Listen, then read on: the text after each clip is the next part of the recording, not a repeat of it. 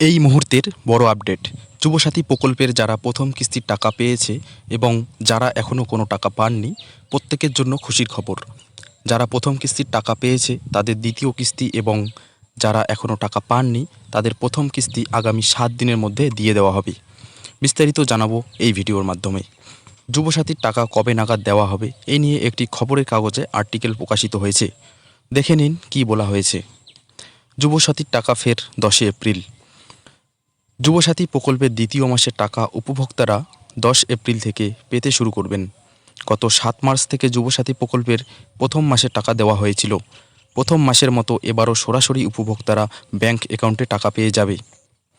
এর থেকে বোঝা যায় যুবসাথীর দ্বিতীয় কিস্তির টাকা 10 এপ্রিল থেকে ঢোকা শুরু হবে এবং যারা এখনও কোনো টাকা পাননি তাদের কিন্তু একটু অপেক্ষা করতে হবে।